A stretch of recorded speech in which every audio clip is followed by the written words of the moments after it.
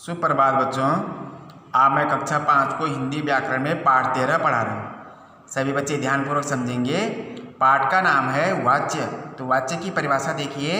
वाक्य में क्रिया का कर्ता या कर्म के साथ संबंध रहता है। कर्ता या कर्म के अनुसार उसमें परिवर्तन होता है। इस संबंध को वाच्य कहते हैं। तो वाक्य किसको बोलते हैं कि अलग अलग शब्दों को मिला करके एक जो पंक्ति बनती है हमारी, एक वाक्य बनाते जब हम, ठीक है, उसको हम क्या बोलते हैं? वाक्य बोलते हैं। ठीक है, अलग अलग शब्दों के मेल को मिला करके एक वाक्य बनता है। तो उसमें जो क्रिया में जो कार्य हो रहा है, तो कर्ता या कर्म के साथ संबंध रहता है, उनका जो आपस में मेल रहता है। कर्ता या कर्म के अनुसार उसमें परिवर्तन होता है। कर्ता के अनुसार जब उसमें परिवर्तन या बदलाव होता है तो इस संबंध को क्या बोलते हैं? वाच्य बोलते हैं। ठीक है, तो वाच्य क्रिया का वह रूप है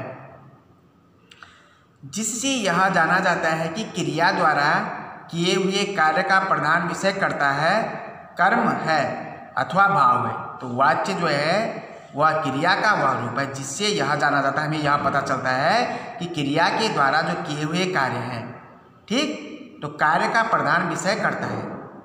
प्रधान बोलते हैं मुख्य। ठीक है, मुख्य विषय क्या हमारा? कर्ता है या कर्म है। तो वाच्य के 3 भेद है। नंबर 1 में कृत्यवाच्य, नंबर 2 में क्रमवाच्य और भाववाच्य।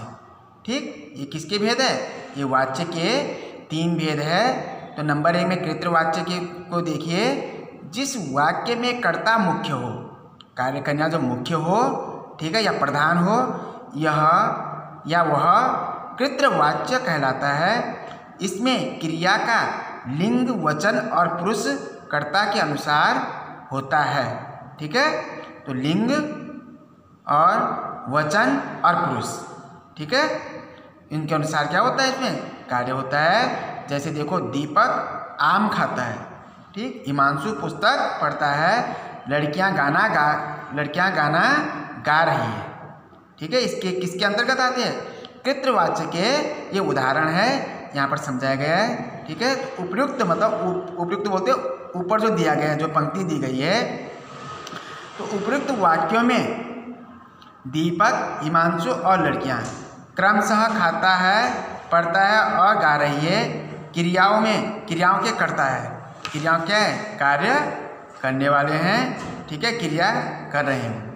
ठीक है, तो सभी वाक्यों की क्रियाओं के लिंग, वचन और पुरुष अपने अपने कर्ताओं के अनुसार, अतः वाक्य कृत्यवाच्य है। तो जो सभी हैं, जो कर्ता है, जो कार्य कर रही हैं, वह अपने अपने अनुसार क्या कर रहे हैं? अलग अलग क्रिया या कार्य कर रही है। दीपक आम खाता है, तो दीपक किस चीज़ का कार्य कर रहा है? आम खाने का कार्य कर रहा है। हिमांशु क्या कर रहा है कार्य? पुस्तक पढ़ता है, पुस्तक पढ़ रहा है। लड़कियां गाना गा रही है। ठीक है, तो ये क्या कर रहे हैं? अपना अपना कार्य को कर रही हैं, तो इसको बोलते हैं कृत्यवाच्य। ठीक है, अगला है क्रमवाच्य। क्रम बोलते हैं कार्य करने के लिए। जिस वाक्य में क्रम मुख्य हो, क्रम मीन्स कार्य करने वाला मुख्य हो, वह क्रमवाच्य कहलाता है। इसमें क्रिया का लिंग और वचन क्रम के अनुसार होता है। जैसे दीपक द्वारा, ठीक है, आम खाया जाता है, दीपक के द्वारा, ठीक है, आम खाया जाता है। हिमांशु से पुस्तक पढ़ी जाती है। ठीक, लड़कियों द्वारा गाना गाया जा रहा है। तो इन वाक्यों में खाया जाता है, पढ़ी जाती है, गाया जा रहा है, ये सभी क्रियाएं हैं जो कर्म के लिंग और वचन के अनुसार प्रयोग की गई है, अतः ये क्रमवाच्य है। ठीक, तो भाववाच्य, जिनको हम भावनाओं से प्रकट करते हैं, ठीक है, जिसको हम क्या करते हैं? भाव के द्वारा जिस क्रिया को हम प्रकट करते हैं उसको बोलते हैं भाववाच्य। तो जिस वाक्य में अकर्मक क्रिया, ठीक, का भाव मुख्य हो उसे भाववाच्य कहते हैं। अकर्मक क्रिया मतलब जिस क्रिया तो हम कर रही है परंतु उस क्रिया का किसी पे कोई प्रभाव नहीं पड़ रहा है, ठीक है, उसको बोलते हैं अकर्मक क्रिया। जैसे दीपक से रोया नहीं जाता, तो रोना क्या है? अकर्मक क्रिया है। ठीक, कछुए से दौड़ा नहीं जाता है, हिमांशु से नाचा नहीं जाता है। तो इन वाक्यों का केंद्र बिंदु क्रिया है। ठीक, केंद्र बिंदु क्या है? उनका क्रिया है। इनमें क्रिया का भाव ही मुख्य है, इसलिए यहाँ भाववाच्य है। यहाँ पर क्रिया के साथ किसी कर्म की चर्चा नहीं की गई है। ठीक है, किसी भी कर्म की क्या है चर्चा नहीं की गई है, सिर्फ उन्हीं पे जो कार्य कर रहे हैं उन्हीं पे उसका प्रभाव पड़ रहा है, मतलब वह अकर्मक क्रिया का प्रभाव पड़ रहा है। ठीक है, इसमें अकर्मक क्रिया का रूप होता है।